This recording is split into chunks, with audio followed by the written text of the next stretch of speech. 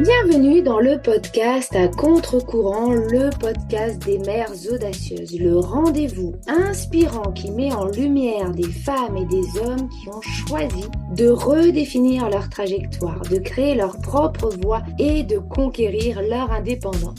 Je suis votre hôte, Nathalie Grimaud-Morvillet, et je suis honorée de vous accompagner dans ce voyage extraordinaire. Après plus de 15 ans en tant que salariée dans le domaine du marketing digital et après 4 discriminations à la maternité, j'ai décidé de prendre mon indépendance pour mieux profiter de mes enfants sans renoncer à ma carrière professionnelle. Avec la tribu digitale, j'aide désormais les parents à en faire de même. Dans ce podcast, à chaque épisode, nous vous présenterons des histoires captivantes de mères audacieuses, de pères engagés, mais surtout de parents déterminés qui ont trouvé le courage de se réinventer pour mieux concilier leur vie personnelle et professionnelle. Qu'il s'agisse de maman, de papa ou de famille, notre podcast est un espace où chacun peut trouver une source d'inspiration, de conseils et de perspectives pour embrasser un avenir empreint de flexibilité, d'épanouissement et de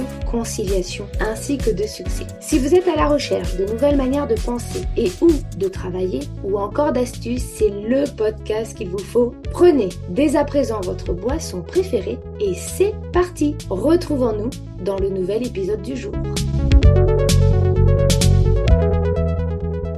Bonjour à toutes et à tous et bienvenue dans notre nouvel épisode de podcast à contre-courant, le podcast des mères audacieuses. Aujourd'hui, je reçois une femme dont le parcours va résonner avec toutes celles qui ont déjà ressenti ce mélange de responsabilité, de doute et d'envie de reprendre le contrôle de leur avenir.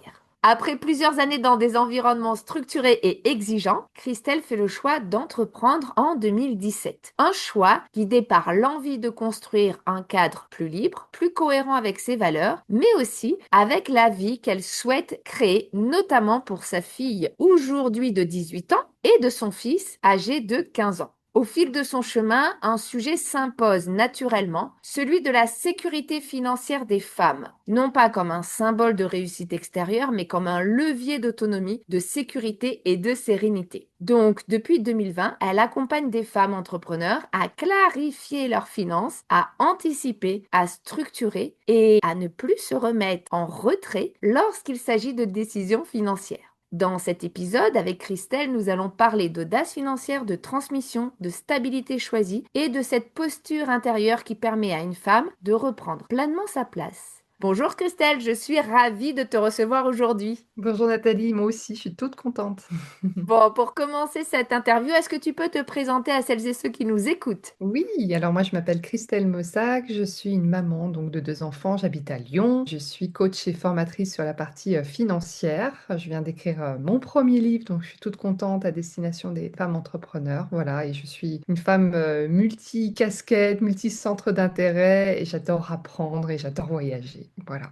Waouh, plein de choses. On va justement aujourd'hui se concentrer sur la partie financière parce que c'est vrai que en tant que femme plus spécifiquement, on n'est pas du tout formé à gagner de l'argent, à gérer, on va dire, un portefeuille, hein, même si on gère souvent les dépenses quotidiennes du foyer.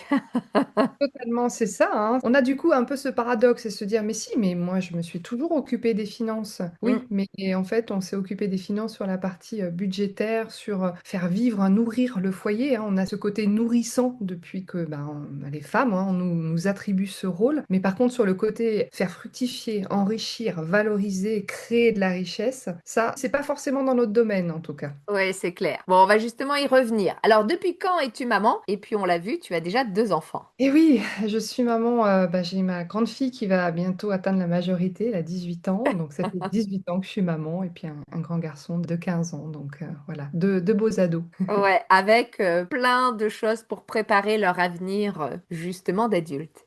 Est-ce que tu peux nous raconter comment nous nous sommes rencontrés? Oui, on s'est rencontrés, c'était justement pour le lancement de mon livre, à destination des femmes entrepreneurs et l'éducation financière. On a pris contact toutes les deux, on a bien vu qu'on avait beaucoup de similarités, un public forcément commun, Hmm, et donc voilà, ça s'est dessiné de cette façon-là. exactement. Si tu étais une femme à impact connu, qui serais-tu? Mais surtout, pourquoi? Ah, pourquoi? Eh bien, moi, j'ai pensé à J.K. Rowling. C'est une femme que j'admire depuis un bon bout de temps. C'est une femme qui a eu quand même un parcours assez compliqué. J.K. Rowling, c'est l'auteur d'Harry Potter. Et en fait, elle est devenue auteure tardivement. Donc, en plus, ça vient me chercher, moi qui viens de publier, tu vois, mon premier livre. Et j'ai 46 ans et je publie tardivement. Mais J.K. Rowling, elle a publié tardivement à 32 ans, mais il n'empêche. Et surtout dans des conditions très compliquées, parce qu'à ce moment-là, elle venait de perdre sa maman, elle venait de divorcer avec un mari violent, elle s'est retrouvée maman solo, à vivre dans une grande précarité, elle vivait des aides de l'État, mais elle a rien lâché en fait. Il y a eu ce côté, j'ai ce livre, donc pendant 5 ans, elle a écrit ce livre. Donc là, je me dis, bon, j'ai écrit mon livre pendant un an, j'ai trouvé ça mais tellement long, mais elle, de ce côté, elle a tenu bon pendant 5 ans, et après 5 ans, elle a mis 2 ans pour arriver à trouver une maison d'édition, 12 maisons d'édition. Donc pour moi, c'est une femme qui fait preuve de beaucoup de résilience, de courage, elle a tenu dans cette vision. Et puis ce qu'on ne sait un peu moins, c'est qu'elle est à la tête d'un énorme patrimoine, quasiment l'équivalent d'1 milliard. Elle a Mm. investi ensuite, elle a investi dans plusieurs propriétés immobilières, elle s'est engagée dans des associations bénévoles, notamment auprès de familles monoparentales et de protection de l'enfance. Et elle a aussi géré tout ce qui était droit de production au niveau de la réadaptation de son livre, en adaptation au niveau des films cinématographiques. Donc c'est aussi une femme qui est devenue investisseuse sur le tard. Et ça, c'est très intéressant parce qu'on n'en parle pas forcément autant. Mm.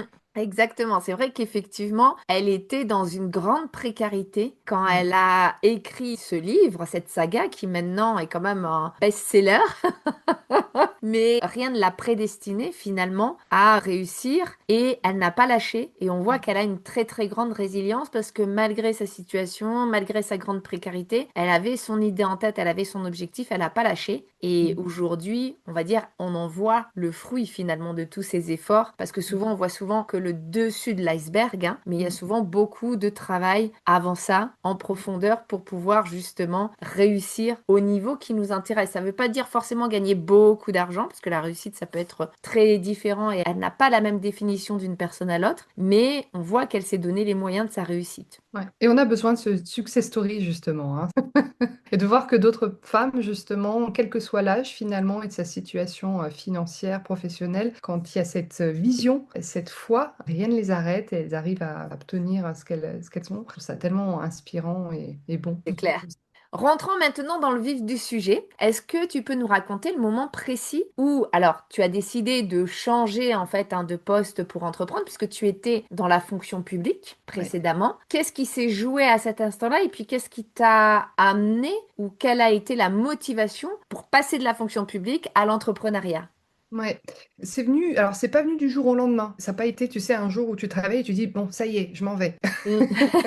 C'est vraiment venu au fur et à mesure. Je me souviens que pendant tout ce parcours au sein de la fonction publique, j'ai toujours aimé ce que je faisais, mais j'ai toujours eu aussi cette impression de vite m'ennuyer, en fait, vite faire le tour un peu des choses. Et puis ce côté aussi un peu ovni, d'ailleurs, on me le répétait souvent, parce que je vais toujours refusé de devenir fonctionnaire, je ne passais pas de concours. J'avais des contrats de longue durée, tu vois, souvent 3 ans Mm, par-ci, mm. 3 ans par-là, etc. Et je voulais pas rentrer dans le moule, mais je comprenais pas forcément pourquoi. Et à un moment donné, j'ai fini par comprendre que l'entrepreneuriat m'appelait, ce côté être autonome, choisir ce sur quoi on veut travailler, avoir cette liberté géographique, cette liberté dans son emploi du temps. Et aussi, ça je vais le dire aussi de façon très honnête, j'avais envie d'être beaucoup plus auprès de mes enfants. Ils étaient petits à ce moment-là, 3 et 5 ans, et je me souvenais de ma maman, je la voyais toujours travailler, courir et de l'avoir fatiguée le soir. Et je me suis vue moi-même et je me suis dit, mais t'es en train de reproduire le même schéma en fait. Tu rentres le soir, t'es fatigué, t'as à peine le temps de faire le bain de tes enfants, de les Mm. coucher et rebelote chaque jour. Donc il y a eu aussi ce côté, pour moi, l'élément le plus déclenchant, c'est je ne veux pas passer à côté de l'enfance de mes enfants. C'est il y a un compte à rebours. Je veux être là pour eux. Pour moi, l'entrepreneuriat, c'était le format qui me permettrait en fait d'être beaucoup plus disponible pour eux, d'être là le matin quand ils partent à l'école, d'être là le mercredi, de pouvoir les accompagner en sortie scolaire. Donc c'est vraiment venu pour eux. Le seul truc, c'est que je ne savais pas encore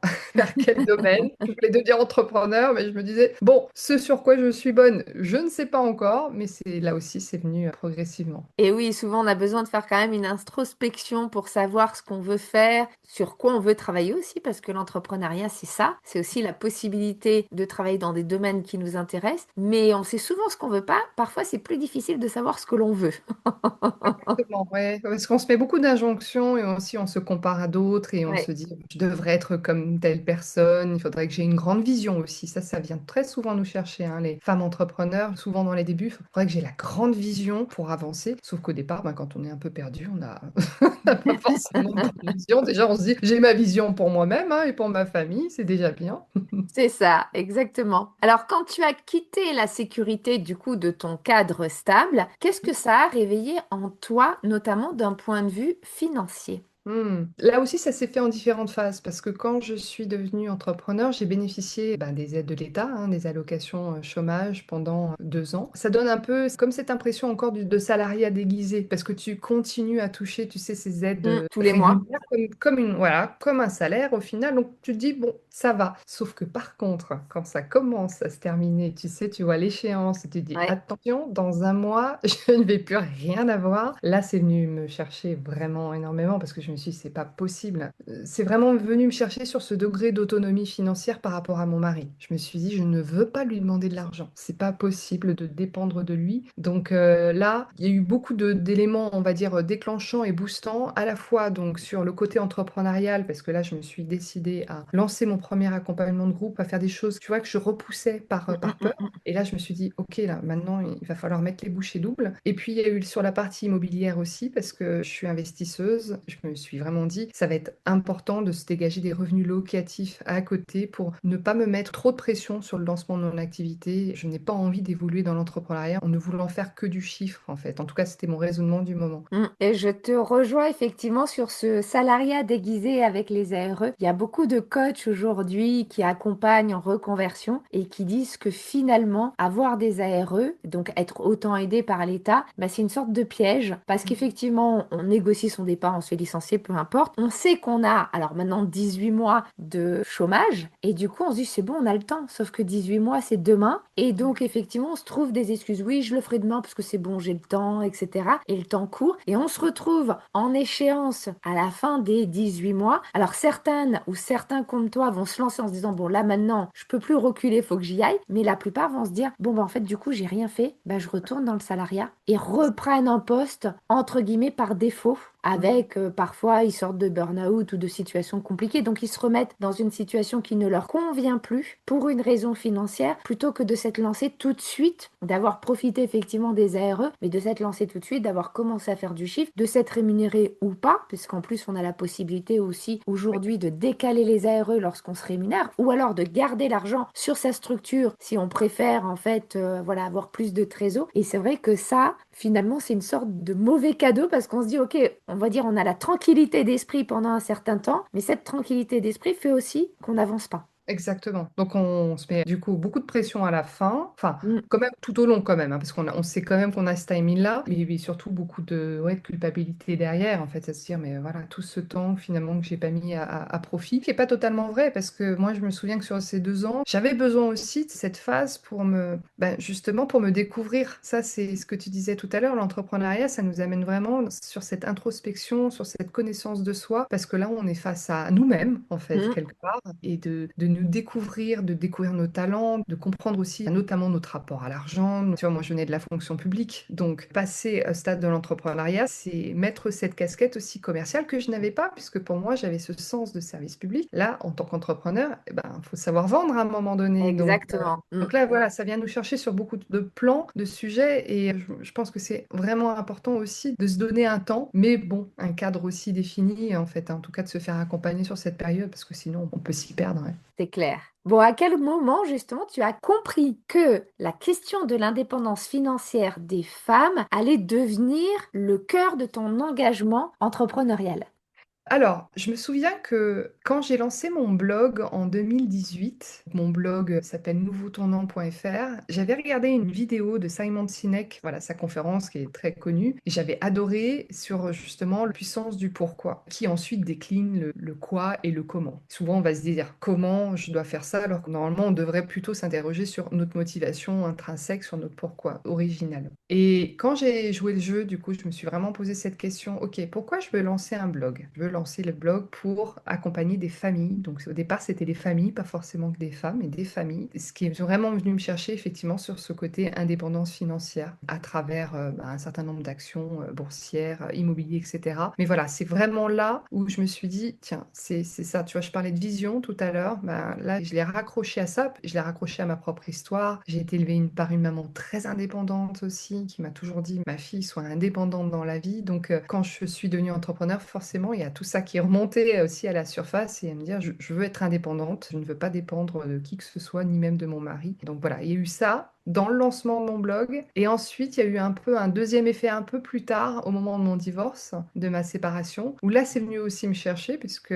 séparation, donc là, tu fais un peu comme si les compteurs reviennent à zéro, en fait, hein. Et là, tu dis, OK, moi là, maintenant, je fais mon petit bonhomme de chemin maintenant moi-même, avec mes deux loulous. Et puis, on t'amène à te projeter sur la suite, notamment aussi sur la retraite. Voilà, là, ça m'a vraiment aussi bien mis dedans, en fait, en comprenant que il me restait encore un certain nombre d'actions à mettre en place et tant mieux. Je dirais que la vie, elle nous amène à vivre ce dont on a besoin de vivre pour évoluer, donc tant mieux. Mm. Et oui, c'est vrai que c'est pas évident parce que souvent, en tout cas, lorsque les femmes gagnent de l'argent, qu'elles investissent ou qu'elles aient un bon poste, un peu importe, on va souvent les voir comme des personnes vénales ou des personnes qui ont couché pour pouvoir avoir le bon poste ou le bon salaire, etc. Alors qu'en fait, ça nous donne aussi une indépendance qui nous permet de finalement prendre nos propres choix, de faire nos propres choix sans se dire ah ouais mais là en fait je peux pas parce que financièrement par exemple divorcer, je peux pas divorcer alors que je suis malheureuse en couple etc. ou que mon mari est violent ou peu importe parce qu'en fait financièrement je ne suis pas en capacité d'élever mes enfants, je parle financièrement hein. Et du coup on reste parfois dans des situations qui sont très inconfortables parce qu'on n'a pas ce pouvoir de décision de dire ok financièrement je peux assurer donc, je peux décider de déménager, décider de me séparer, décider de me remettre en couple. Et donc, je prends cette décision en conscience et pas cette décision par défaut.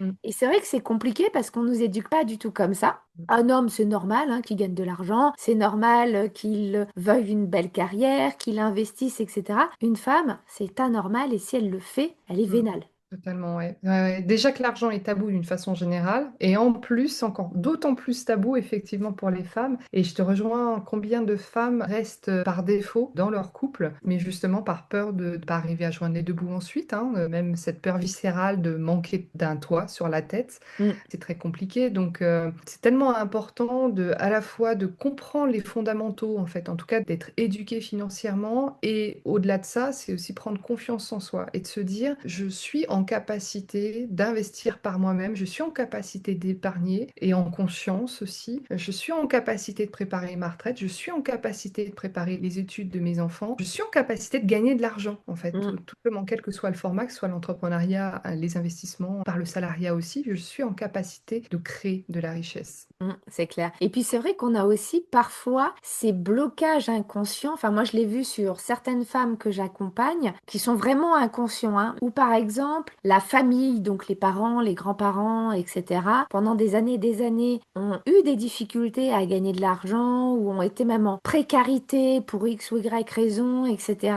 Et quelque part, la personne en fait se bloque en disant, bah si je gagne trop d'argent, je vais pas être loyale vis-à-vis de ma famille. En fait, ils le conscientisent pas, mais c'est un petit peu ça. Et donc finalement, ils vont pas dans des domaines où ils peuvent gagner de l'argent pour rester loyal à ce qui s'est passé dans l'univers familial quelques dizaines, centaines d'années auparavant. Totalement. Ah ouais, là, ça vient effectivement beaucoup nous bousculer, mettre en lumière en fait tout ce qu'on nous a légué. On Mm. parle beaucoup d'héritage matériel, mais on a du coup cet héritage en termes de croyances financières au niveau de nos parents, nos grands-parents aussi, beaucoup d'ailleurs, dans ce côté laborieux, dans ce côté il faut travailler beaucoup pour arriver à vivre. Effectivement, ça nous amène à comprendre ce qui peut se jouer depuis notre enfance et ce qui souvent se joue de façon invisible, en fait, automatique, parce qu'on là, on est clairement sur des mécanismes inconscients Mm. qui nous bloquent dans nos décisions financières. Souvent, j'ai coutume à dire que, ben oui, on n'arrive pas à investir, c'est pas parce qu'on manque de connaissances, c'est qu'on manque de confiance. Et derrière, le manque de confiance, c'est parce que effectivement, on a beaucoup de choses qui sont en train de se tramer derrière et qui nous bloquent et qui nous disent non, tu peux pas parce que ta grand-mère, ton grand-père, ta mère t'a répété que c'était pas possible pour différentes raison. Donc, du coup, on n'agit pas. Ouais, c'est clair. Alors justement, on vient d'en parler, hein. L'univers de la finance est un univers qui reste très masculin, que ce soit d'ailleurs en salariat ou pas. On voit souvent des hommes sur des postes, par exemple, dans le domaine de la bourse. Dans l'entrepreneuriat, souvent, l'image type, c'est l'homme de 40 ans, un peu chauve, un peu bedonnant, qui a investi, qui a réussi, etc. Alors lorsqu'on est une femme et qu'on n'est pas du tout dans ces stéréotypes, comment on arrive à trouver sa place et comment toi, en tout cas, tu as réussi à trouver ta place dans ce domaine de la finance, dans ce domaine de l'investissement et dans cet environnement, tout simplement. Ouais. Alors, déjà, sur la partie investissement immobilier, j'ai commencé très jeune, hein. J'ai commencé à 25 ans. J'étais pas du tout entourée d'investisseurs. J'avais mon fiancé. On était jeunes, peut-être inconscients.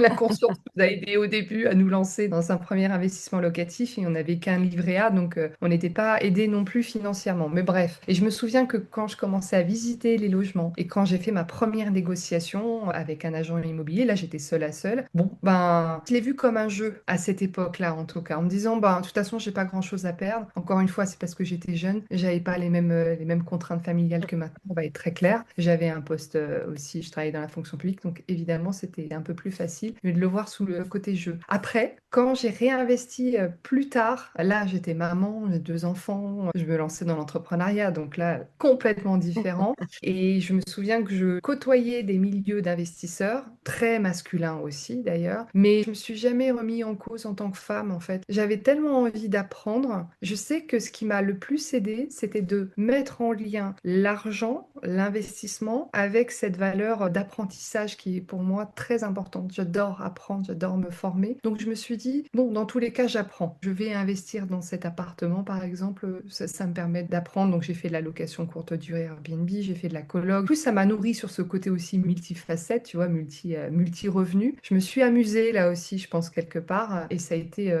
disons, plus facile. Je pense que ouais, c'est vraiment venu parce que j'ai réussi à faire le pont, tu vois, la passerelle entre mon système de valeurs et l'argent pour que quelque part il y ait du sens. Mais je me suis jamais sentie en porte-à-faux. Et puis très clairement, comme j'aime apprendre, plus tu apprends, tu acquiers des nouvelles connaissances financières, tu vas sur le terrain, plus tu gagnes en confiance aussi. Donc voilà, que ce soit vis-à-vis des hommes ou des femmes, tu vois, il n'y a pas de sujet en fait. Ok, bon, c'est vrai que c'est pas évident, mais tant mieux si effectivement tu ne t'es pas senti en porte-à-faux, parce que souvent, voilà, quand on parle finance, on voit souvent de manière très caricaturale, hein, l'homme de 40 ans qui a réussi, qui est en costard-cravate, etc. Alors, je vais apporter quand même une nuance. Je ne l'ai pas senti sur la partie immobilier par rapport à tout ce que je t'ai raconté, mais je pense que je l'ai quand même plus ressenti sur la partie boursière. Ça, c'est clair. D'accord. Ah ouais, ouais, parce que sur la partie boursière, ça a été vraiment en plus le dernier levier que j'ai activé d'enrichissement. Ça, je l'avais délégué. Ça, je l'avais délégué auprès de mon mari, je l'avais délégué auprès de conseillers en gestion de patrimoine, de banquiers, parce que j'y comprenais rien, je comprenais pas les termes, ça me parlait pas du tout. Et justement, le divorce, en fait, m'a permis de mettre le nez dedans, parce que forcément, il faut que tu fasses un état des lieux du patrimoine ensemble. En mettant le nez dedans, je me suis dit, ok, en fait, il y a plein de choses que finalement, j'ai jamais vraiment compris à quoi servait cette assurance vie, pendant combien de temps, depuis combien de temps on l'a, quels sont les avantages, les inconvénients, etc., quels sont les bénéficiaires, bref. Et en me plongeant dedans, ça rejoint ce que je disais tout à l'heure, c'est que au final, j'ai pris confiance petit à petit parce que, pareil, j'ai réussi à remettre même du sens à travers la bourse, alors que pour moi, c'était vraiment un monde très masculin et beaucoup trop technique, inaccessible. Et finalement, en me disant, mais je suis entrepreneur. Donc, en investissant dans la bourse, tu investis dans l'entrepreneuriat, tu soutiens d'autres entreprises et en plus, si tu te formes correctement, tu vas même investir en conscience, tu vas investir sur telle ou telle entreprise ou sur tel ou tel secteur d'activité, éco-responsable par exemple, tu vois. Donc voilà, il y a eu ce côté, encore une fois, bon, je prends les choses en main, je vois que en plus, ça a du sens pour moi.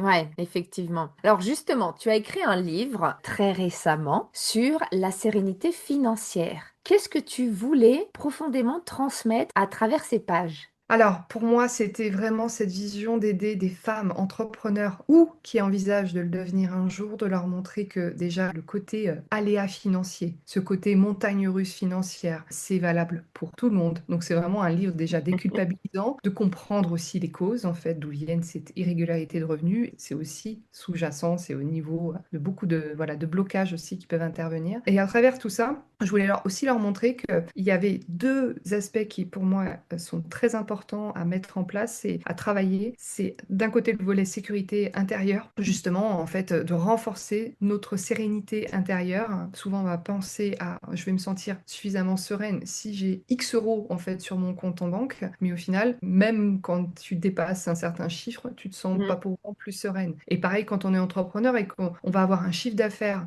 tu vois, une grosse commande d'un coup, sur le coup, on va se sentir roi du monde, en fait, la reine du monde, je dirais, et se dire, bon, c'est bon, ça y est, je me sens sereine pendant un bon petit moment. Et puis, ben, il suffit que dans les semaines qui suivent, il n'y a pas de vente, et là, ça y est, ça redégringole. Donc, moi, pour moi, ce livre, c'était leur montrer qu'on peut travailler, évoluer sur ce volet sécurité matérielle, financière, mais déjà, travailler déjà sur soi, sur cet état de sécurité intérieure. Et puis, j'amène toute la partie concept multi-revenus, c'est-à-dire amener les entrepreneurs à les encourager, en tout cas, à développer d'autres sources de revenus, notamment avec l'immobilier, notamment à travers la partie boursière, et notamment pour aider les femmes entrepreneurs à préparer leur retraite. Ça aussi, c'est Mm. un volet que j'intègre parce que bah, souvent, on a le nez dedans, on ne prend pas le temps de s'en préoccuper jusqu'au moment où beaucoup de femmes se rémunèrent pas aussi parce que à défaut d'avoir aussi les bons outils, les bonnes ressources et de leur montrer voilà comment vivre de son activité, comment préparer la suite aussi et comment se mettre moins de pression financière surtout. Ouais, tout à fait. Et effectivement, alors ce qu'on fera pour nos auditeurs et nos auditrices, c'est qu'on mettra le lien pour pouvoir commander ton livre directement dans la description de cet épisode, parce que je pense que c'est intéressant pour tout le monde de se former finalement à la finance, en tout cas aux finances, puisque Mm. c'est des choses pour lesquelles on n'apprend absolument pas, ni en cours, ni dans des études secondaires, sauf si on prend vraiment une spécialité, mais c'est quelque chose qu'on découvre, mais sur lesquels on n'a aucune finalement connaissance ni apprentissage. Et puis surtout parce qu'on n'y trouve pas d'intérêt, hein, en fait, hein. C'est toujours pareil. Si on Aussi, y voyait plus d'intérêt, on se formerait beaucoup plus tôt, en fait. C'est que c'est vrai. jusque-là. Et c'est même pas un défaut de temps, pareil. Le temps n'est pas un sujet. C'est encore une fois pourquoi c'est important pour moi de prendre soin de mes finances. Oui, c'est pas une priorité. On se dit, bon, on verra plus tard, ou on se projette pas forcément, comme tu le disais, sur la retraite. Et malheureusement, ça se prépare. On peut pas tout attendre de l'État. On le voit bien aujourd'hui. Sûr. Bon, quand tu regardes aujourd'hui ta fille, puisque notamment tu accompagnes plus spécifiquement les femmes justement à cette indépendance financière, qu'est-ce qui te fait dire que tu as fait un choix juste en prenant la trajectoire de l'entrepreneuriat? Hmm. À travers ce parcours entrepreneurial, pour moi, c'était important de lui montrer qu'on pouvait se dessiner une carrière comme on le souhaitait, que ce soit d'ailleurs sous la forme entrepreneuriale ou salariale, mais en tout cas lui montrer qu'il y a cette possibilité de dessiner en lien avec ses valeurs. Ce côté, je pense, autonomie aussi, lui montrer que en devenant entrepreneur, justement, on construit son autonomie, et notamment son autonomie aussi financière. Donc pour moi, c'était voilà, lui montrer qu'on peut avoir une activité qui nous passionne, ne plus avoir, tu vois, ce blues du dimanche soir. euh, et voilà, de se dessiner vraiment une activité qui nous passionne, donc une activité dans laquelle on s'épanouit, avec ses hauts et ses bas, hein, ça c'est clair, parce que je ne lui cache pas non plus, mais lui montrer que voilà, il y a toujours de très bons côtés, il y a toujours aussi quelque part aussi un prix à payer, mais quelque part j'avance, je concrétise. Ma fille, c'est quelqu'un qui aime beaucoup lire, donc quelque part je suis aussi très contente que, tu vois, j'ai écrit ce livre justement pour cette transmission-là, de savoir, de témoignages, et je pense que c'est un beau cadeau que je lui fais. Mm, exactement, ouais, tout à fait. Bon, aujourd'hui, qu'est-ce que tu souhaiterais dire à une femme qui nous écoute, hein, par exemple, et qui doute encore de sa capacité à sécuriser son avenir financier? Alors peut-être parce qu'elle estime qu'elle gagne pas suffisamment, ou qu'elle est en difficulté financière, ou même d'ailleurs lorsqu'elle gagne, on va dire, bien ou très bien sa vie. Bah déjà, je l'amènerais à s'interroger sur encore une fois, sur ses valeurs en fait. Déjà, qu'est-ce qui est important pour elle dans sa vie actuellement? Vraiment de repérer à travers sa vie quotidienne, là où elle passe le plus de son temps, de son énergie, là où elle dépense le plus aussi. En fait, c'est ça en fait qui va l'amener à comprendre que, ben voilà, là réellement, mes enfants par exemple sont les plus importants. Voyager, explorer le monde, c'est important. Si je dépense beaucoup dans des formations, bah là, justement, cette valeur apprentissage. Donc, quelque part, un peu, tu vois, avant même de faire un état des lieux financier, c'est plutôt un état des lieux sur soi, en fait. Qu'est-ce qui, voilà, Mhm. qui me plaît, qu'est-ce qui m'attire, là où je sens que je pourrais y passer un temps infini. Et à partir de là, une fois qu'on est au clair sur ce que je qualifie, moi j'appelle pas valeur, mais j'appelle priorité haute. Ce que je qualifie, c'est priorité haute. Une fois qu'elle les a, qu'elle les connaît bien, ok, en fait, comment tu peux faire la jonction, la passerelle justement avec tes finances, avec ce côté valorisation de tes finances, prendre en main tes finances. En quoi le fait de prendre en main tes finances va t'aider sur la partie voyage? En quoi prendre en main tes finances va pouvoir nourrir cette valeur d'exploration, de voyage que tu as. Tu vois, d'arriver vraiment, et là, cet exercice, c'est nous amener en fait à dégager le plus de réponses possible.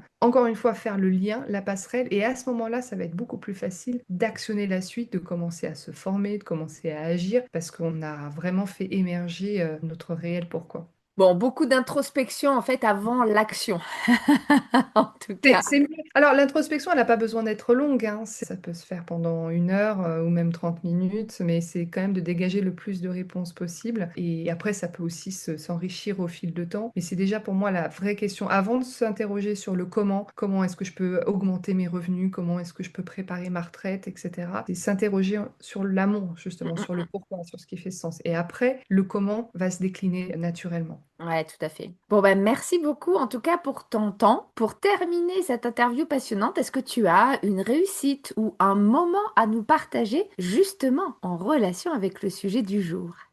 Là, c'est un peu ce que j'ai partagé tout à l'heure finalement. Et c'était en lien avec ce livre en fait que je publie. Il y a 1 an, quasiment jour pour jour, en tout cas c'était en mars 2025, je pose une question à un client et je me pose la même question en retour. C'est Christelle, s'il te reste 1 an à vivre, 1 an vraiment, jour pour jour, 1 an où tu ne vas pas être à 100% dédié à tes enfants, c'est 1 an aussi où, ben voilà, il n'y a pas de question d'argent aussi d'ailleurs, mais qu'est-ce que tu fais de cette année? Et c'est pas forcément du coup une année où tu vas voyager non-stop, parce qu'à un moment donné, ça sera peut-être fatigant.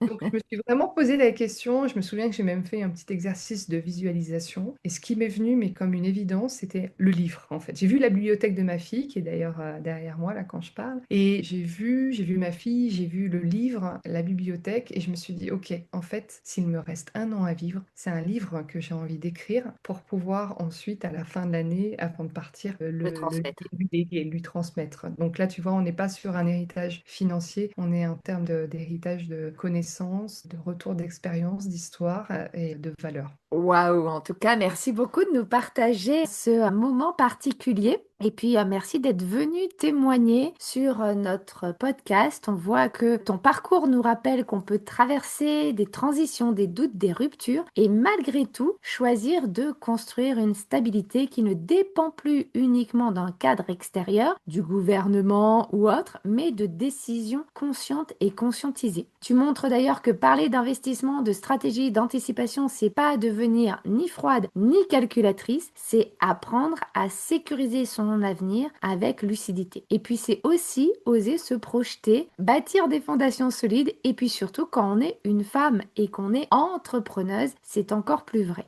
Tu rappelles aussi que reprendre la main sur sa stabilité, ce n'est pas une question d'ego, c'est un acte de responsabilité pour soi, pour son avenir, mais aussi pour sa descendance et ses enfants. Alors à toutes les femmes et toutes les mamans qui nous écoutent, vous avez le droit d'investir en vous, de comprendre, d'anticiper, de construire quelque chose de durable grâce à la finance. Parce que oui, la liberté financière ne se crie pas, elle se prépare. Et puis, si cet épisode a résonné en vous, n'hésitez pas à le liker, le commenter ou tout simplement à le partager à une maman qui en aurait besoin. Qui sait, vous pourriez être à l'origine d'un changement radical. Dans tous les cas, je vous souhaite à toutes et à tous une excellente journée, après-midi ou soirée. Merci pour votre écoute et on se retrouve très vite pour un prochain épisode.